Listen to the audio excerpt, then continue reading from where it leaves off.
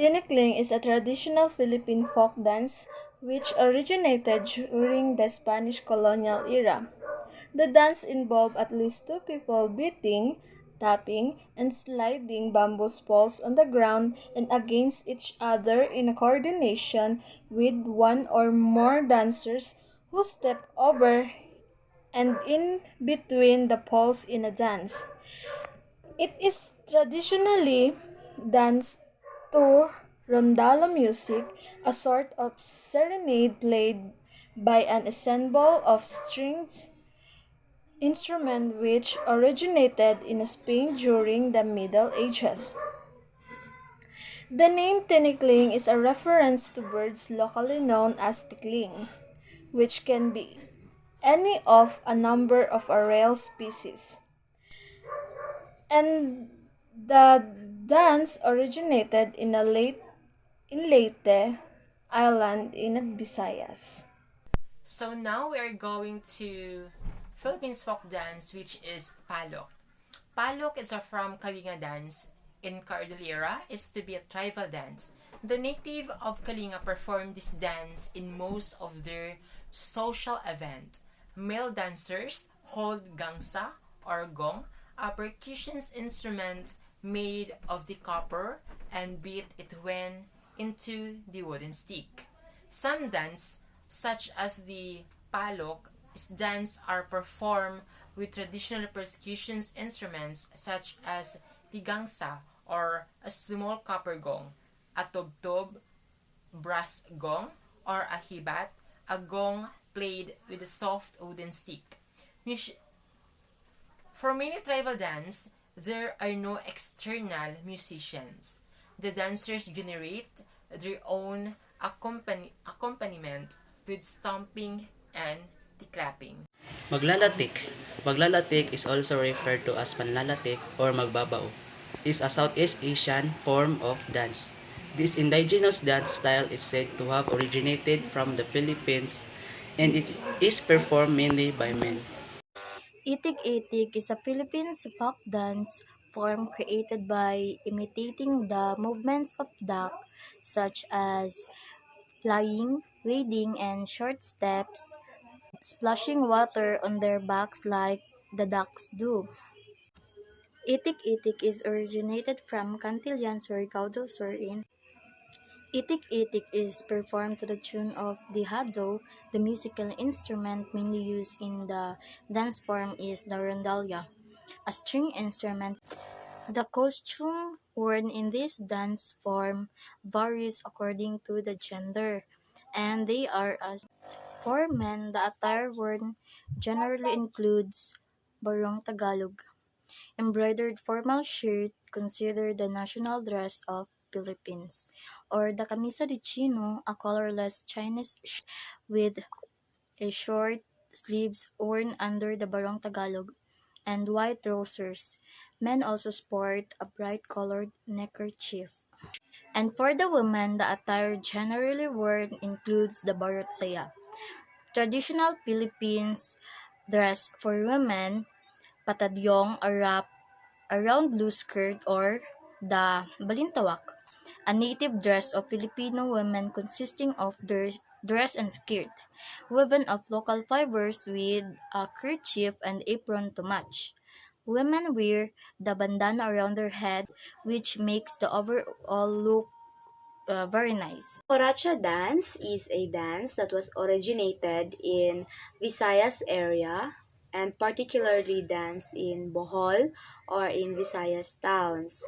Coracha dance was portraying about the two playful couple which attempts to get the attention of each others, and Coracha dance was danced in a waltz style of dancing. Sugli is a Philippine traditional dance and is extremely popular in provinces such as Batangas and Luzon.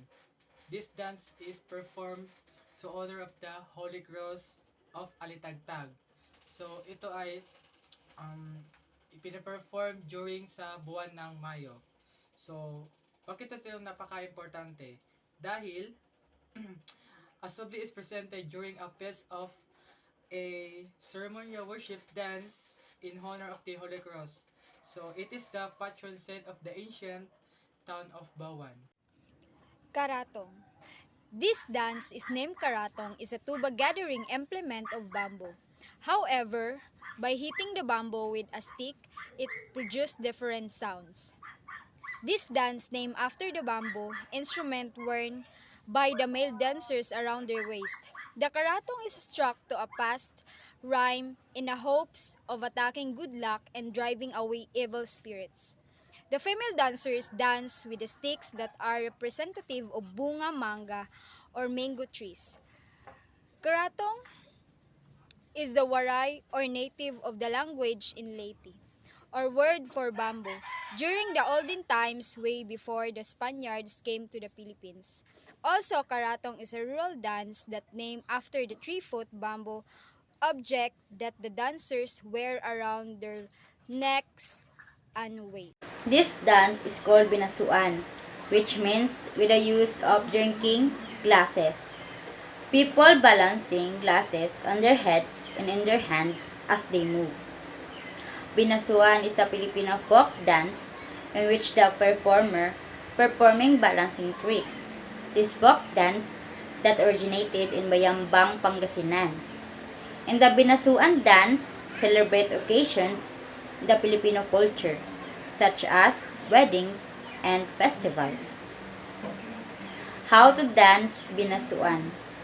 First, step out to the side with your right foot. Next, move your left foot up to the right foot. Third, tap your right foot. The counting in this dance, 1, 2, or 3. The costumes used in the binasuan dance is the traditional balintawak with tapis and soap panuelo.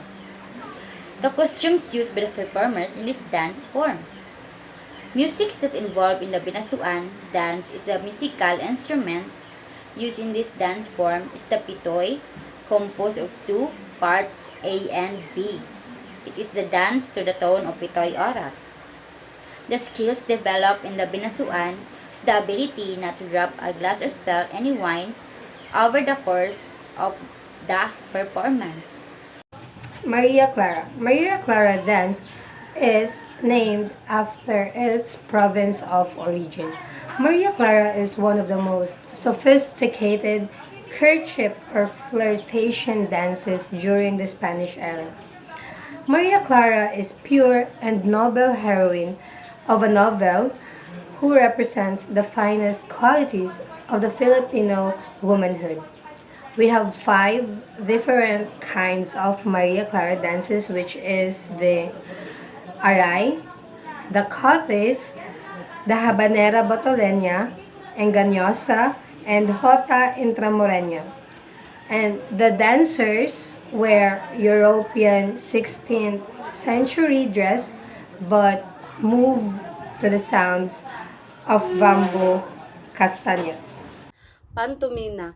It is a dance of the dove. This dance is a highlight of Sorsogon Kasanggayahan Festival every third week of October. Groups of participants, mainly elderly and colorful costumes, dance to the tune of Pantomina song.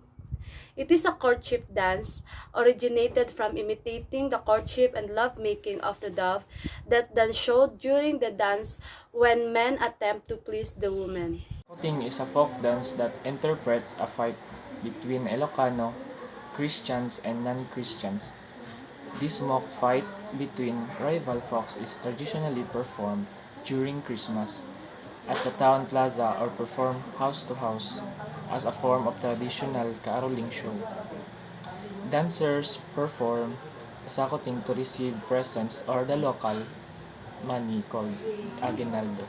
Cariñosa means is loving or affectionate. It is a Philippine dance of colonial era origin from the Maria Clara suit of Philippine folk dances, where the fan or handkerchief plays an instrumental role as it places the couple and a romance scenario.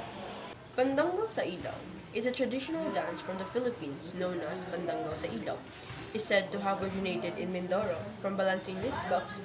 This light show imitates fireflies in the dark. Leve Corrillo wrote the lyrics, and Filipino musician Antonio Vinoventura from Bulacan set them to music. Dugso, meaning dance, is performed cleanly and relevantly because it is part of the Kaligaon, which is related to thanksgiving, appeasement, supplication, and consultation of nature spirits. Sayaw sa Cuyo. Sayaw sa Cuyo is a Filipino folk dance that originated in Cuyo, Palawan. It is a girl dance wherein handkerchiefs are used to emphasize their twirls and turns. Rigodon dance. The dance is meant to represent a certain sense of elevated status among those who take part in it, and it often performed at galas, balls, and other formal occasions celebrated by the rich and powerful, especially in the government.